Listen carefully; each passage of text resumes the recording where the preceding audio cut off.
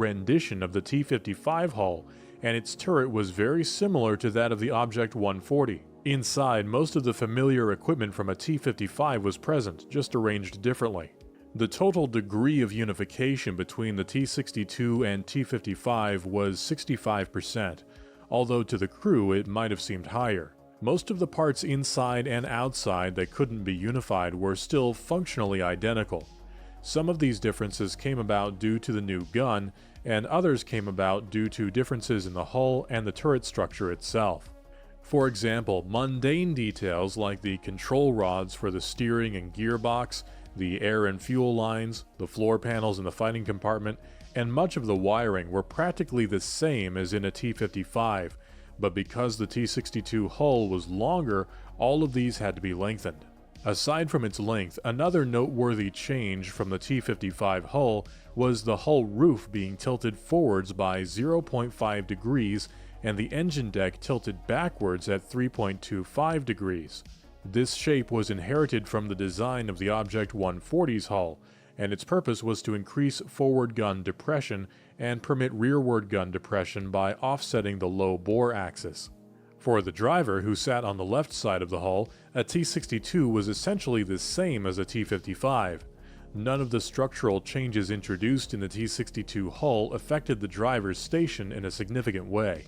The turret was a single-piece casting of medium-hardness steel with a distinctly round shape, forming a perfect circle from a top view. The design of the turret was very close to the turret of the Object 140, mainly differing in that it had thinner armor.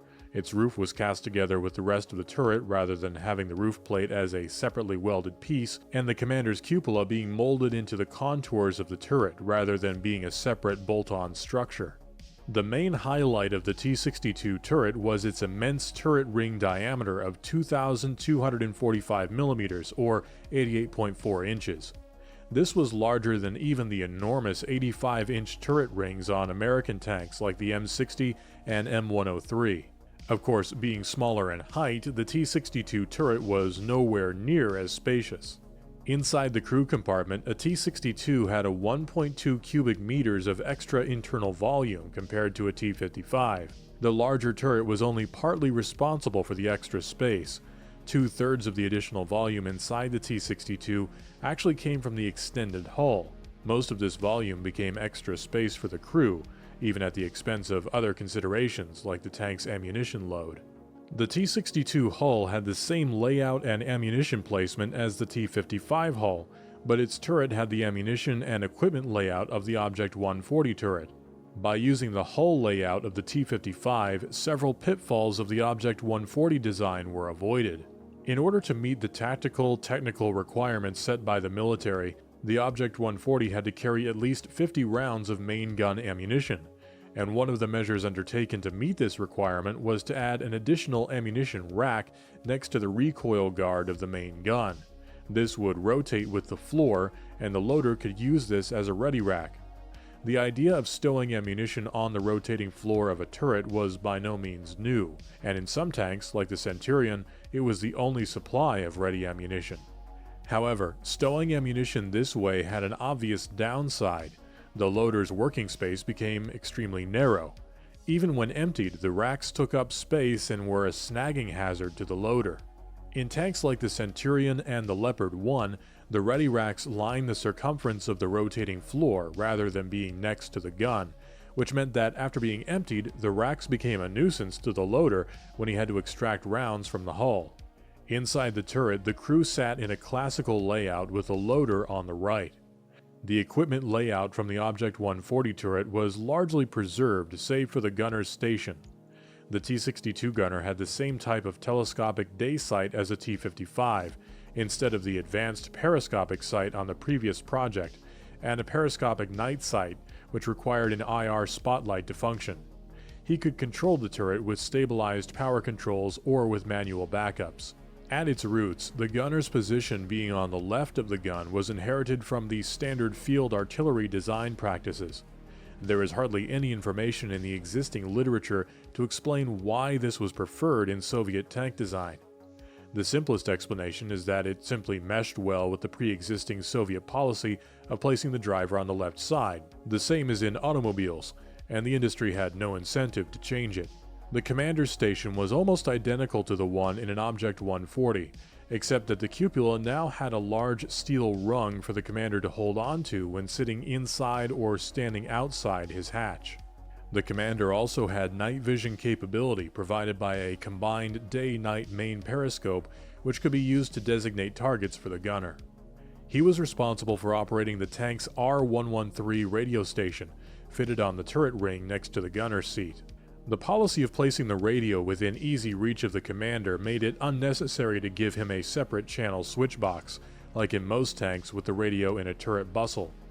In the tanks of platoon leaders and company leaders, a second radio was fitted to link unit leaders together, and also to link them to the infantry. The loader was the operator for the second radio.